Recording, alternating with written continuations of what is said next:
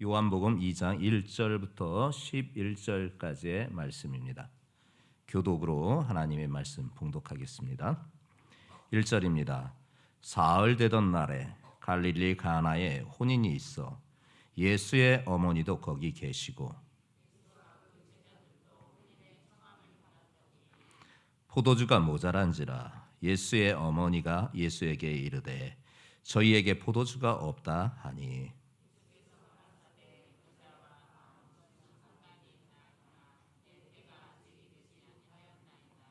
그 어머니가 하인에게 이르되 너희에게 무슨 말씀을 하시든지 그대로 하라 하니라.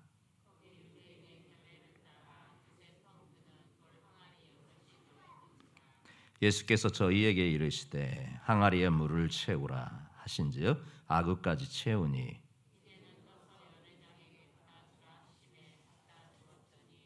연회장은 물로 된 포도주를 맛보고 어디서 났는지 알지 못하되 물 떠온 하인들은 알더라. 연회장이 신랑을 불러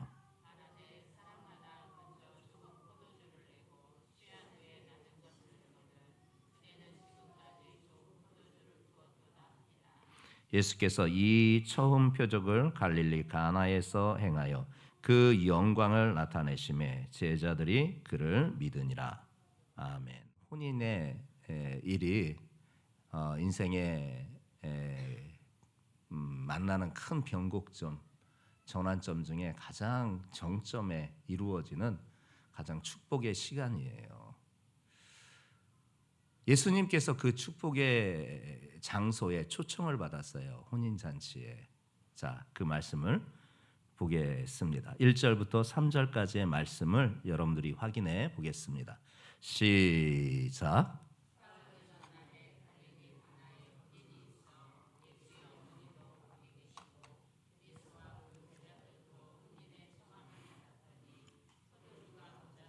아멘.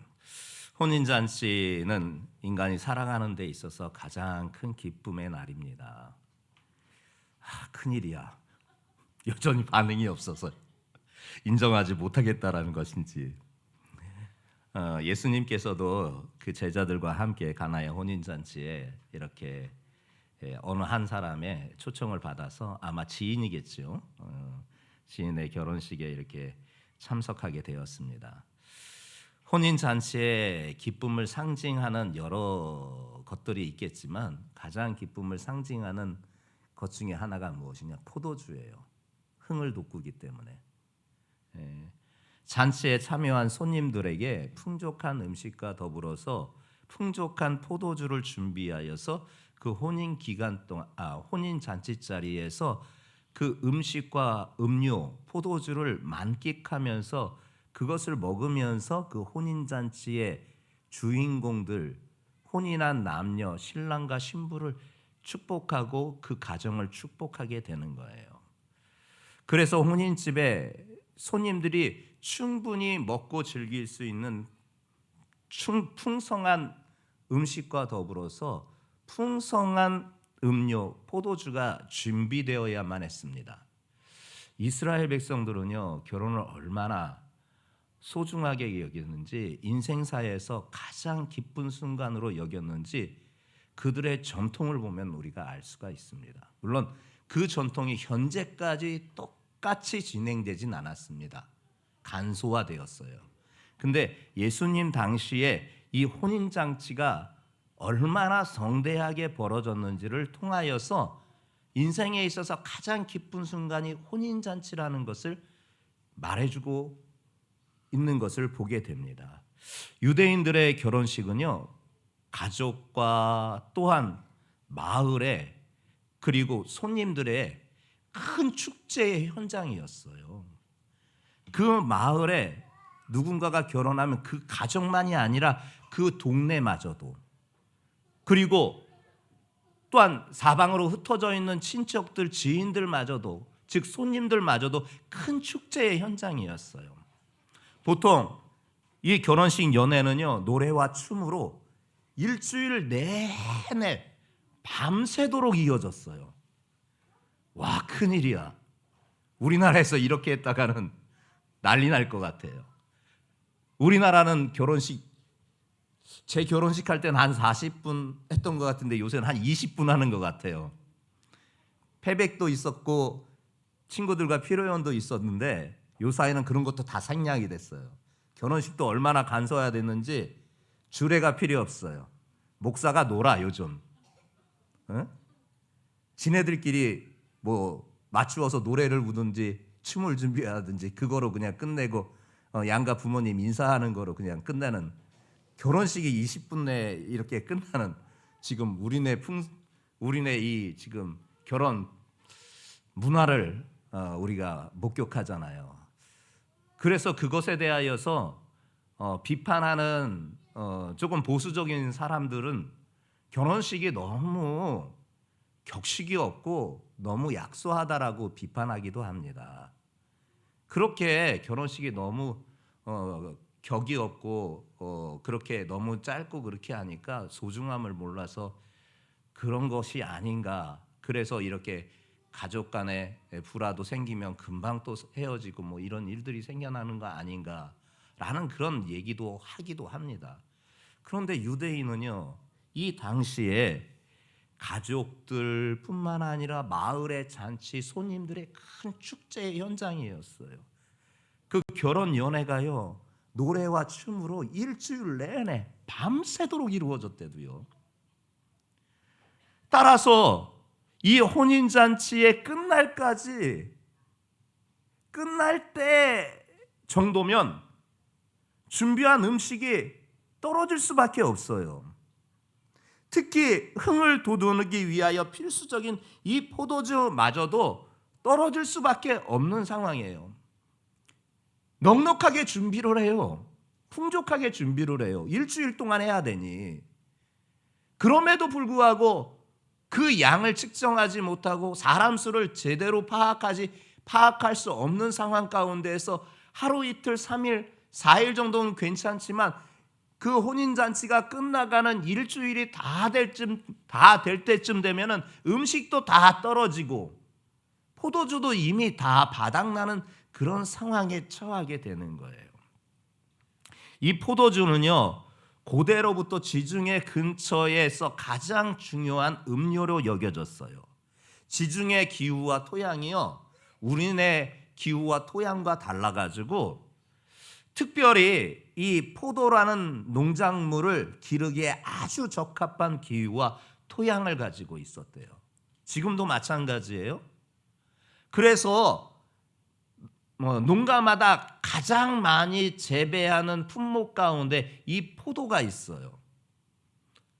그리고 특별히 이 포도를 수확하여 저장하여 놓기가 우리처럼 대형 냉장고가 있어서 오랫동안 보관할 수 있는 환경이 되지 아니하니 그것을 이제는 즙으로 만들어서 포도주로 그것을 저장해요.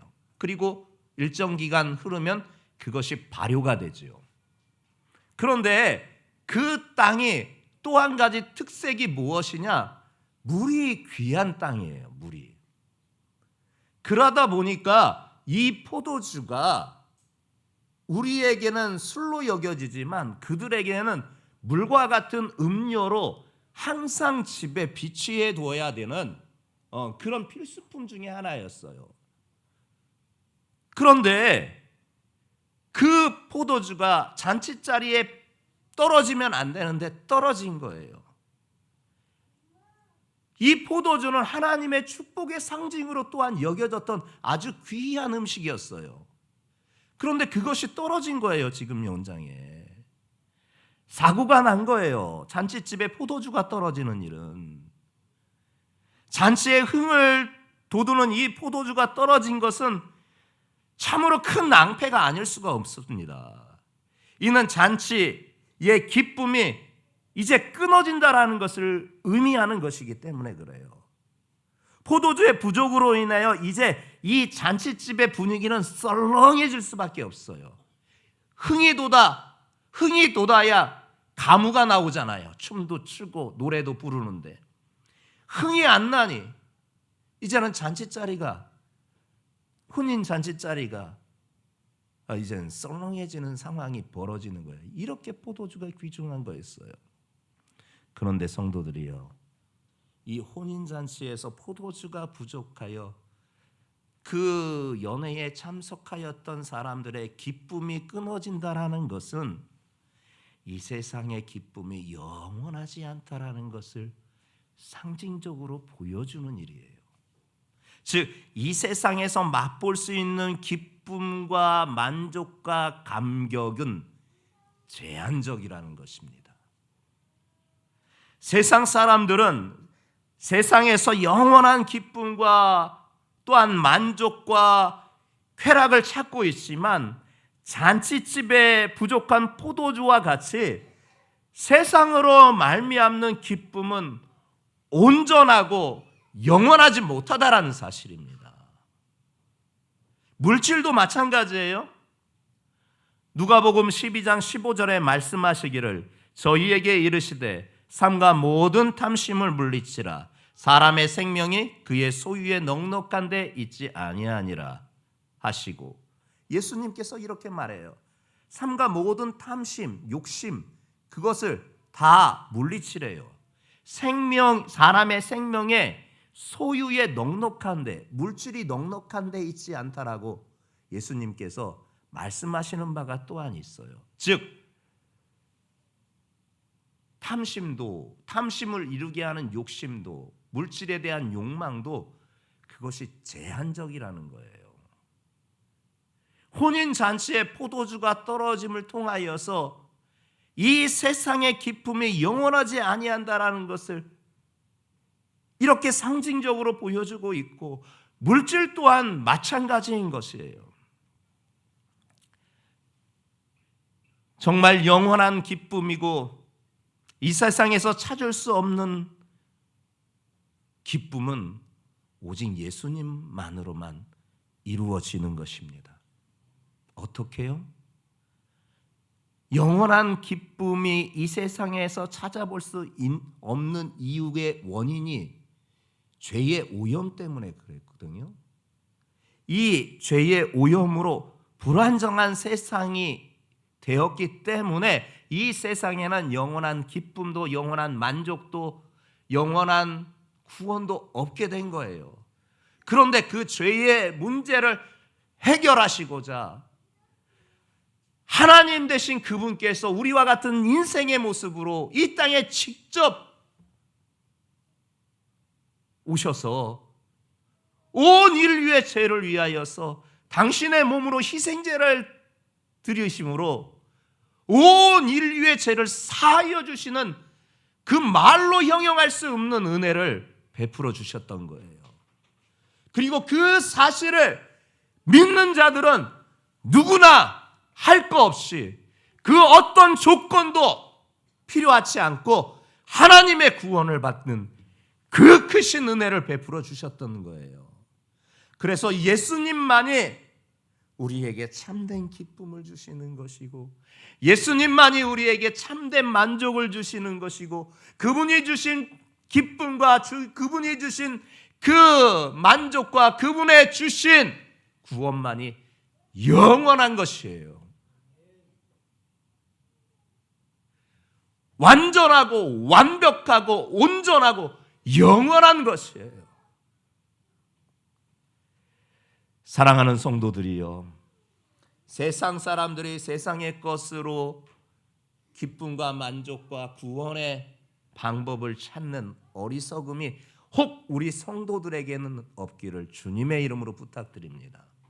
여러분들은 이미 예수님을 믿음으로 그보다 비교가 안 되는 기쁨과 만족과 하나님의 구원을 이미 얻었습니다. 이미 얻은 하나님의 자녀들입니다. 하지만 아직 완성은 안 됐습니다. 주님께서 이제 부르시는 그 시간, 우리는 그때의 영원한 구원이 마침내 완성되는 줄 믿습니다. 그래서 우리는 이 믿음의 여정을, 예수 믿는 믿음 하나 붙잡고 그 믿음의 여정을 살아가는 줄 믿습니다. 그 믿음 잃지 마세요. 예수님에 대한 믿음 잃으면 다 잃은 거예요. 다 잃은 거. 그 믿음으로 충만한 우리 성도들 되시기를 예수님의 이름으로 축복합니다. 예수님으로 말미암아만 가장 기쁨, 진정한 기쁨이 온다라는 사실입니다. 이하, 모자란지야, 그 이하 3절부터 10절의 말씀까지 길게 합독해 보겠습니다. 시작.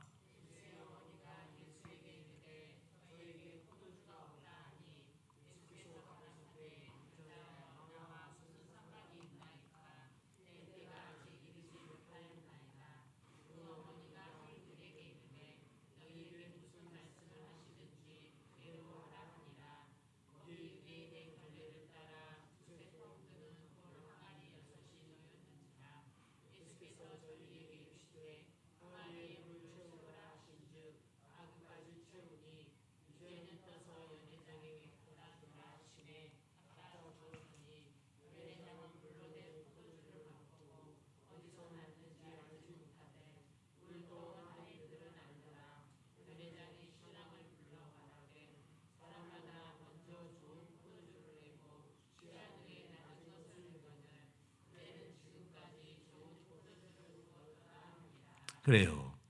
혼인 잔치집에 포도주가 떨어졌을 때 예수님의 어머니 마리아가 예수님을 찾아와 그 사실을 알렸잖아요. 예수님이 내 때가 이르지 아니하였는데 왜 내게 이런 요청을 하십니까? 말은 하고 계시지만 그 어머니 마리아는 그 하인들에게 무슨 말씀을 하시든지 그대로 순종해라. 일러줍니다. 마침 유대인의 결례를 따라서 두세 통 드는 돌 항아리. 유대인의 결례가 무엇이냐? 집안에 들락달락할 때에 그 집 안쪽이나 바깥쪽에 그 물 항아리를 이렇게 준비해 놔요. 그래서 바깥에 나갔다가 들어오면 항상 손과 발을 형식상이라도 꼭 씻게 하는 결례 의식이 있어요. 그래서 물 항아리가 항상 준비되어 있거든요. 두세 통 드는 물 항아리예요. 우리식으로 말하면 한 80리터 되는, 그러니 작지 아니하는, 크지도 않지만 작지도 아니하는 그 항아리가 그렇게 놓여 있어요. 근데 혼인 잔치 때는 그 물 항아리가 이제는 포도주 담는 용도로 사용되게 돼요. 그래서 이렇게 두세 통 드는 돌 항아리, 한 80리터 들어가는 돌 항아리가 마침 6개가 있었어요. 6개가. 곱하면은 한 480리터 정도 되겠지요. 적지 않은 양이에요. 예수님께서 하인들에게 명하여서 그 두세 통 드는 돌 항아리에 6개 있는 그곳에 물을 가득 아구까지 채우라고 말씀하십니다. 이미 하인들에게 마리아가 당부를 해놨기 때문에 무슨 말을 하시든지 그대로 따르라는 그 명령에 따라 물 항아리에 물을 채우게 됩니다. 여러분, 이 사실은 여러분들이 유념해 보셔야 할 일이 하나가 있어요. 마리아가 남의 집에 하인에게 명령하면 그 하인이 따를까요? 안 따라요. 즉 이 혼인 잔치가 벌어지고 있는 이 혼인집은 마리아와 아주 가까운 친족이라는 거예요. 아주 가까운 친족 중에 한 사람이에요. 그러기에 그 마리아의 명령도 하인이 순종해야 할 만치 아주 가까운 집안이었어요. 그렇기 때문에 하인들이 마리아의 말에도 순종을 하였던 거예요. 그리고 그렇게 물을 가득 채웠는데 이제는 예수님께서 또 명하시기를 하인에게 그 물을 또다 연회장에다 갖다 주래요. 근데 당시에 이 연회를 벌일 때는 연회를 주관하는 장이 있었습니다. 그 사람이 총괄합니다. 요즘 우리식으로 말하면 매니저가 있습니다. 매니저가 그 연회를 하는 잔치를 할 때 총괄하는 매니저가 있습니다. 그 사람이 지시에 의하여서 하인들이 뭐뭐 준비하고 집안 주인들이 뭐뭐 준비하고 이렇게 하는 매니저가 있었습니다. 연회장입니다. 연회장에게 갖다 줍니다. 근데 연회장이 그 포도주를 딱 먹어봅니다. 하인들이 갖다 준 포도주를. 근데 이게 웬일입니까? 포도주가 너무 맛있습니다. 그래서 신랑을 그리고 신랑의 가족들을 부릅니다. 야, 통상적으로 이렇게 큰 잔치가 벌어지면 처음에 좋은 포도주로 대접을 한 다음에 얼큰이 술에 취해 있는 상황 후반부에는 질이 안 좋은 포도주를 갖다 주는 게 통상 일반적인데, 아니 당신 집은 어떻게 된 게 처음에 내왔던 포도주보다도 이제 연애가 막 혼인잔치가 막 끝나가는 이 무렵에 내오는 이 포도주가 어찌 이렇게 더 좋은 포도주를 내올 수 있습니까? 하면서 연애의 매니저인 그 장이 신랑과 그 가족들을 칭찬하는 거예요. 사실 이 신랑은요, 정신없어서 지금 음식이 떨어졌는지 포도주가 떨어졌는지도 파악이 못했을 거예요. 그런데 연회장이 그렇게 칭찬을 하는 거예요, 불러다가. 근데 자초지종을 아는 사람은 하인들밖에 없었습니다. 하인들밖에. 예수님께서 물을 담아 그것을 연회장에게 맛보게 하고 잔치에 참석한 그 객들에게 대접하게 하는 이 모습에 너무 질 좋은 포도주에 감탄하고 있는 이 연회장을 통하여서 그 누구도 알 수 없었던 상황이나 이 하인들만은 알았어요. 예수님이 물을 변하여 포도주가 되게 하신 거예요. 그것도 최상급의 포도주로 만들어 주셨던 거예요. 모든 이가 먹고도 칭찬할 만한, 칭송할 만한 아주 최고급의 와인을 만들어낸 거예요. 이 말씀이 무엇입니까? 예수님으로만 완전한 기쁨과 만족이 이루어진다라는 것을 보여준 것 아닙니까? 사람이 1년 동안 농사를 열심히 지어서 그것을 수확하여서 잘 그것을 저장하였다가 이 큰 잔치가 이루어진 날 그것을 사람들에게 음식으로 내놨으나, 그렇게 사람들이 1년 내내 수확하여서 얻어 만든 그 포도주보다도 예수님께서 물로 변하여 만드신 포도주, 그 와인이 최상급의 포도주였다는 이 사실을 통해서 예수님만이 우리의 기쁨이시고 예수님만이 우리에게 만족을 주실 수 있는 분이신 것을 분명하게 보여주신 것이에요. 예수님만이 기쁨입니다. 예수님만이 만족이십니다. 여러분들의 인생이 무언가 떨어져서 비어있는 그 상황에 물로라마 채워놔도 그것이 풍족할지 모르나 물로 되겠습니까?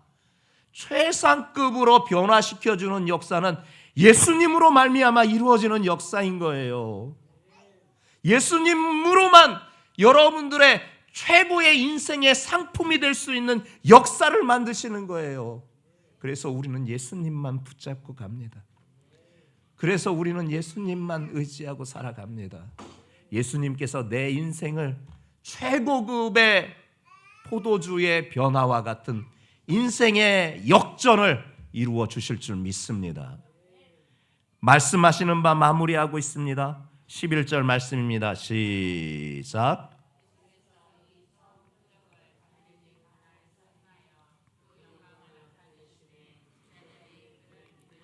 제자들이요, 이때서 이 사건을 통해서 예수님을 믿게 된 거예요.